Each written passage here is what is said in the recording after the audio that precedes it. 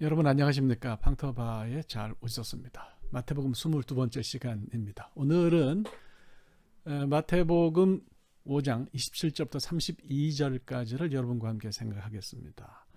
본문이 말하는 논점은 세 가지예요. 첫째로 음욕을 품는다는 것이 뭐냐. 그 다음에 두 번째로 음욕을 품으면 눈을 빼고 잘못하면 손을 자르라 그랬는데 그 의미가 뭐냐 하는 거죠. 그 다음에 이제 세 번째로 아내를 버리지 말라 이렇게 말씀하신 내용이 있어요. 그래서 이것이 무슨 의미인지 실제로 어떤 이야기를 하는 건지 오늘날의 입장에서 좀 받아들이기 힘든 부분들이 있어서 그런 것들을 함께 생각하도록 하겠습니다. 우선 28절 말씀을 같이 생각하도록 하겠습니다. 음욕을 품고 여자를 보는 자마다 다 간음했다. 미국 대통령이었던 지미 카터가 그런 얘기를 한 적이 있어요. 자기가 여성을 보고 그런 생각을 한 적이 있기 때문에 죄를 지었다. 이걸 솔직히 고백한다. 그래서 센세이셔널 했던 적이 있습니다. 이거를 지미 카터 전 대통령이 나쁜 사람이라는 말로 이해할 수는 없어요.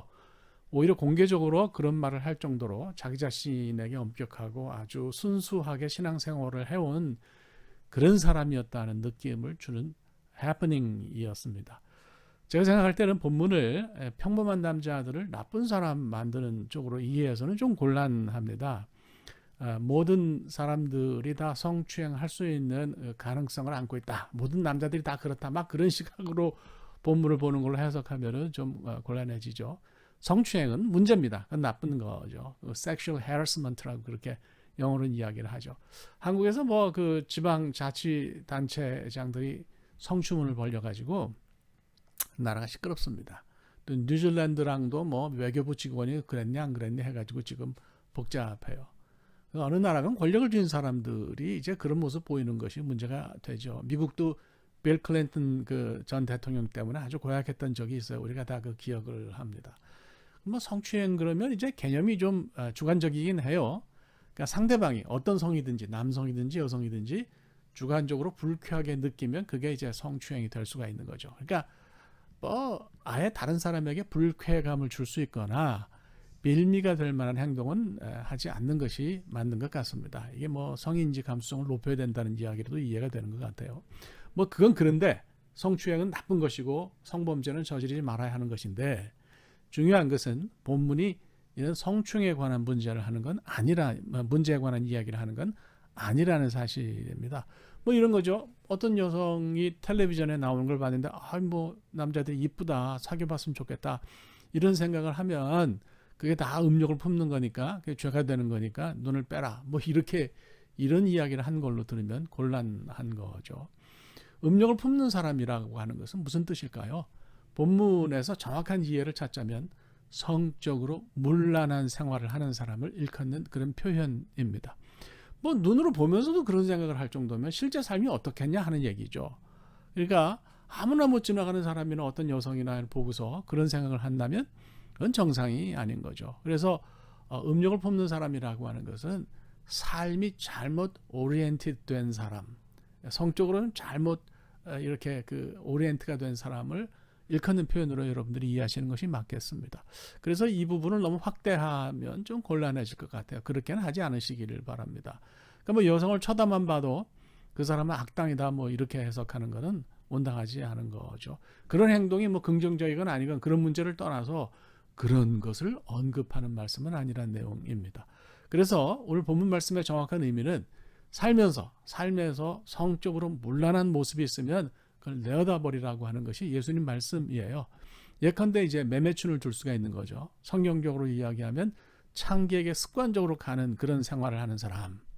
성적인 면에서 생활이 건강하지 않은 거죠. 그래서 본문에서는 이런 사람을 이야기하는 거라고 이해하는 것이 가장 적합하다고 봅니다. 그럼 눈을 빼고 손을 자르라는 이야기는 어떻게 이해할 수 있겠습니까? 이것도 좀 그렇죠. 음욕을 품는 사람에게 그렇게 하는 게 지옥에 떨어지는 것보다 낫다면 눈을 다 뽑아야 되는 거냐? 손이 뭔가 죄를 지으면 손을 다 잘라버려야 한다는 건가? 뭐가 됐든지 나쁜 행동은 단호하게 배격하고 단죄를 해야 되는 건데요.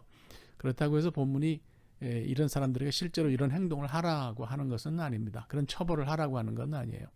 유대인들이 안고 있는 문제가 있었어요. 사실 유대인들의 문제가 아니라 오늘날 교회의 문제이기도 합니다. 구약시대 때부터 선지자들이 쭉 말해 왔고 예수님도 언급한 문제예요. 율법주의의 폐해라고 할 수 있는 건데요. 큰 죄를 지어요. 잘못해요. 그런데도 제사만 드리면 그걸로 죄가 없어진다고 생각하는 거죠. 제사 제도 자체가 나쁜 것이 아니라 제사 제도를 악용하는 사람들이 문제가 있는 거죠. 나가서 사기쳐요. 소를 뭐 한 10마리 이렇게 사기쳐서 벌어와요. 끝까지 그 소 한 마리 잡아서 제사 드리면 그 죄는 없어지고 9마리 남는 거다. 이렇게 생각해서 습관적으로 제사를 드리는 그런 제사 제도의 폐해가 문제가 된 거죠.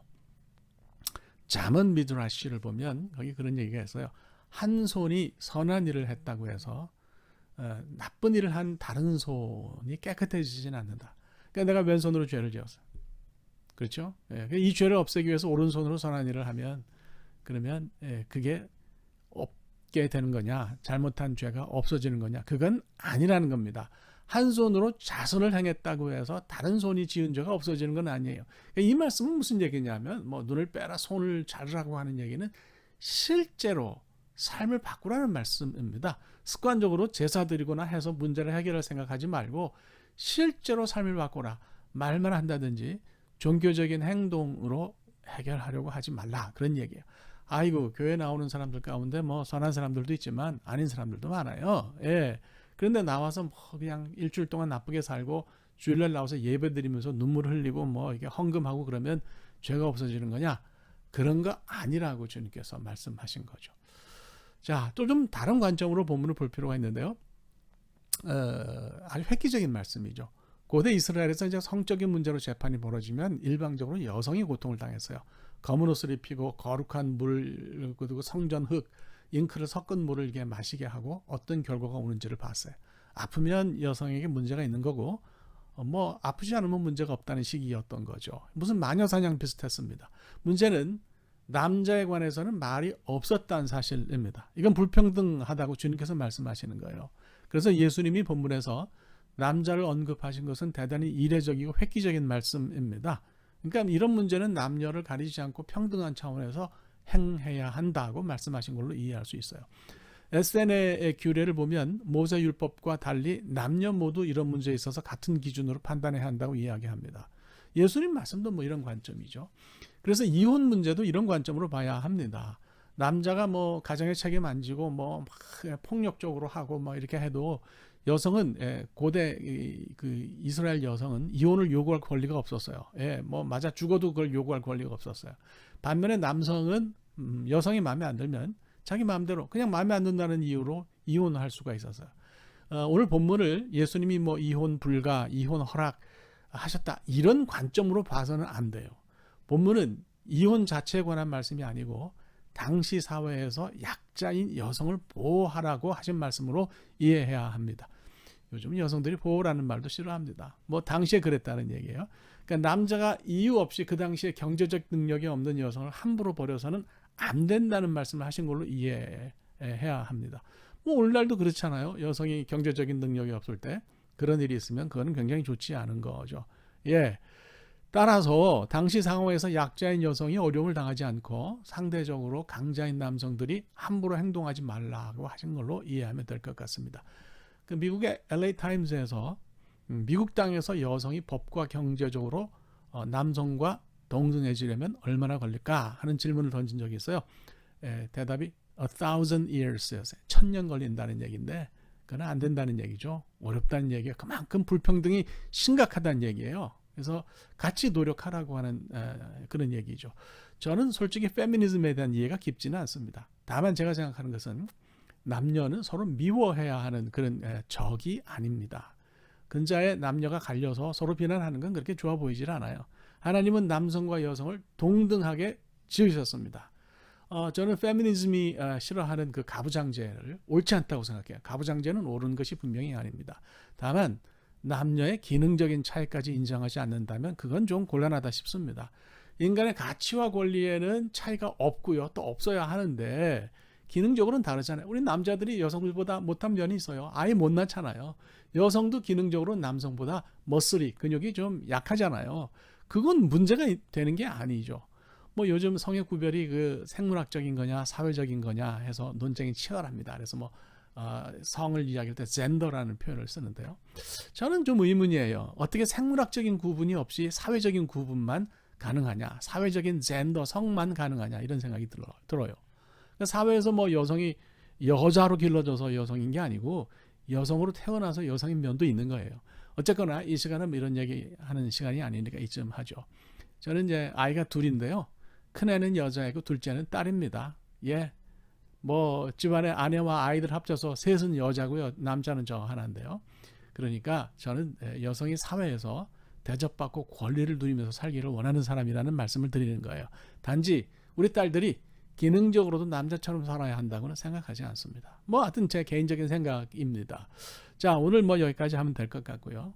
본문을 통해서 예수님이 하신 말씀의 의미가 여러분 모두에게 제대로 이해가 되기를 간절히 바랍니다. 고맙습니다. 다음 시간에 또 뵙겠습니다.